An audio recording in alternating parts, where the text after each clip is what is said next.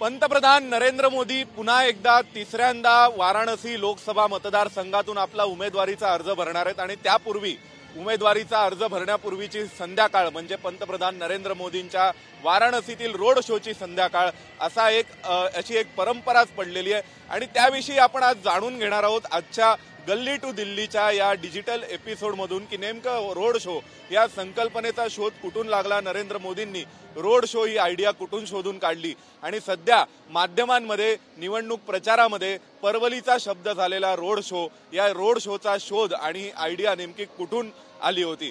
Video journalist आहेत प्रवीण दीक्षित, आपण आहोत काशी वाराणसीत।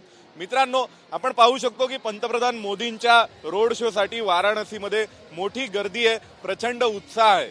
परंतु या रोड शोचा एक स्वतंत्र इतिहास आहे। रोड शो हा शब्द 2014 नंतर आपण अनेकदा ऐकला असेल, परंतु त्या सगळ्या मागे काशी वाराणसीतील जिल्हा प्रशासन आणि तत्कालीन जिल्हाधिकाऱ्यांचाही संदर्भ आहे, त्यांचाही संबंध जोडला गेलेला आहे। मित्रांनो, आपल्याला सर्वांना आठवत असेल की 2014 साली पंतप्रधान नरेंद्र मोदी आपला उमेदवारी अर्ज वाराणसी लोकसभा मतदारसंघातून भरणार होते। त्याचवेळी ते गुजरातच्या वडनगर या लोकसभा मतदारसंघातून सुद्धा निवडणूक लढत होते।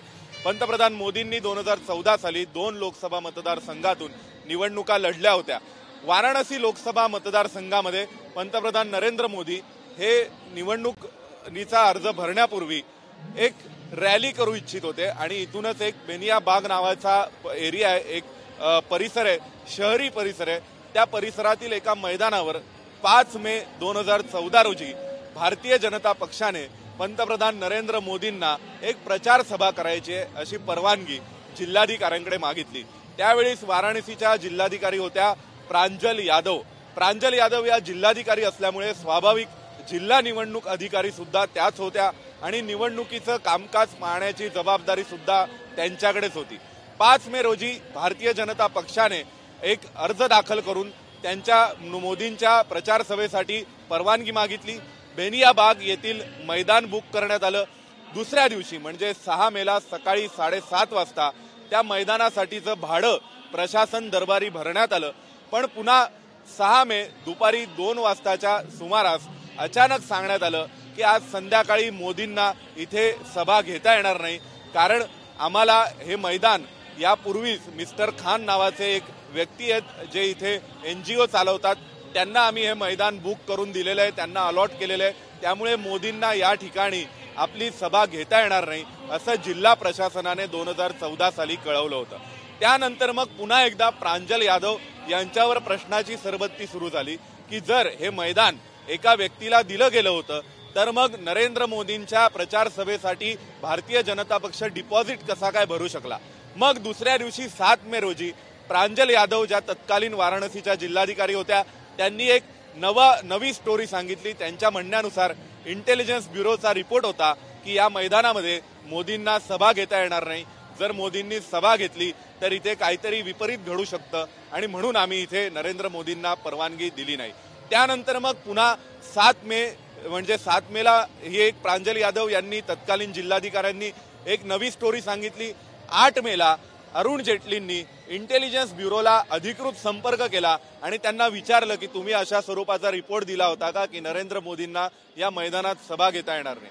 त्यावर इंटेलिजन्स ब्युरोनी स्पष्टीकरण दिलं अरुण जेटलींना की आम्ही अशा स्वरूपाचा कोणताही रिपोर्ट दिलेला नव्हता। मग पुन्हा एकदा तत्कालीन जिल्हा निवडणूक अधिकारी आणि जिल्हाधिकारी प्रांजल यादव यांना विचारणा करण्यात आली की मोदींना सभेसाठी परवानगी का नाकारण्यात आली।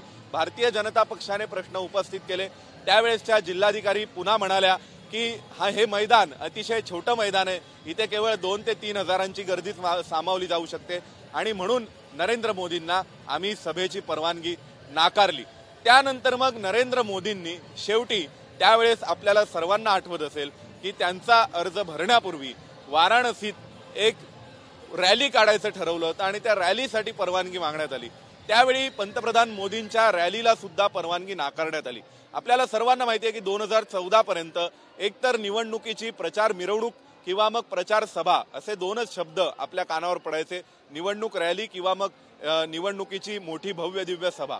परंतु रोड शो हा नवा शब्द आपल्या कानावर पडू लागलाय। तर त्या रोड शोची संकल्पना इथून सुरू झाली असं कदाचित आपण म्हणू शकतो। नरेंद्र मोदींनी त्यावेळी एक शक्कल लढवली आणि भाजपच्या टीमनी नरेंद्र मोदींच्या स्कॉर्पिओमधून, नरेंद्र मोदींच्या चारचाकी गाडीतून त्यांना केवळ वाराणसीतील त्यांच्या भाजप कार्यालयापर्यंत जाण्याचा म्हणून एक रस्ता तयार केला आणि हा रस्ता निश्चित करून जे जे लोक मोदींच्या सभेला येणार होते त्या सगळ्यांना निरोप देण्यात आले की नरेंद्र मोदी आज संध्याकाळी वाराणसी भारतीय जनता पक्षाच्या कार्यालयापर्यंत या गाडीत बसून जाणार आहेत.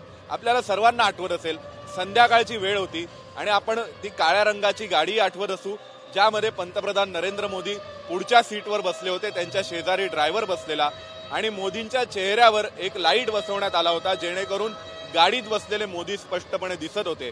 आणि मोदी ज्यावेळी वाराणसी भारतीय जनता पक्षा कार्यालयापर्यंत गेले त्यावेळी दोन्ही बाजूनी रस्त्याच्या दुतर्फा कार्यकर्त्यांनी उभं राहून गुलाबाच्या पाकळ्या मोदींवर उधळून मोदींचं स्वागत केलं होतं. मोदींची संपूर्ण चारचाकी गाडी ही गुलाबाच्या पाकळ्यांनी आच्छादून गेली होती आणि मोदी ज्या ठिकाणी बसले होते त्या ठिकाणचे आणि ड्रायव्हरच्या समोरच्या काचेवरील गुलाबाच्या पाकळ्या सिक्युरिटी गार्ड्स बाजूला सारत होते कारण त्यांना समोर पाहता यावं आणि ते चित्र आपल्याला आठवत असेल. आणि त्यावेळी माध्यमांमध्ये एक शब्द प्रचलित झाला की मोदींनी वाराणसीमध्ये रोड शो केलाय आणि हा रोड शो नंतर नरेंद्र मोदींनी आपल्या प्रचारातील एक यशस्वी टूल म्हणून वापरलं. आजही आपण पाहू शकतो की पंतप्रधान नरेंद्र मोदी जवळपास 5 किलोमीटरचं अंतर इथून जाणार आहेत आणि 5 किलोमीटरचं अंतर, त्या 5 किलोमीटरमध्ये हजारो नागरिकांचा सहभाग अप्रत्यक्षपणे नोंदवला जातो आणि प्रत्येकाला एक प्रकारे ग्रीटिंग्स करत नरेंद्र मोदी किंवा कोणताही नेता हा एका ठिकाणाहून दुसऱ्या ठिकाणी त्याच्या गाडीतूनच जातो आणि रस्त्याच्या दुतर्फा लोक उभं राहून किंवा त्यांचे कार्यकर्ते समर्थक उभं राहून त्यांचं स्वागत करतात. या प्रकाराला आपण आज सर्रास रोड शो म्हणतो, परंतु हा रोड शो आणि या रोड शो साठी नरेंद्र मोदींच्या 2014च्या भाजपच्या प्रचार टीमने लढवलेली एक शक्कल कारणीभूत होती. आणि त्यानंतर नरेंद्र मोदींनी देशभरात शेकडो रोड शो केलेत आणि त्या रोड शोचे परिणाम म्हणून नरेंद्र मोदींच्या पक्षाला, भारतीय जनता पक्षाला निवडणुकीत यशही मिळालेलं आहे. तुम्हाला हा व्हिडिओ कसा वाटला ते सांगायला विसरू नका. आपण पुन्हा भेटू एका नव्या विषयासह. कमेंट बॉक्समध्ये या व्हिडिओबद्दलचं आपलं मत जरूर व्यक्त करा आणि आवडला असला तर मित्र परिचितांना फॉरवर्ड करा. धन्यवाद. एबीपी माझा, उघडा डोळे बघा नीट.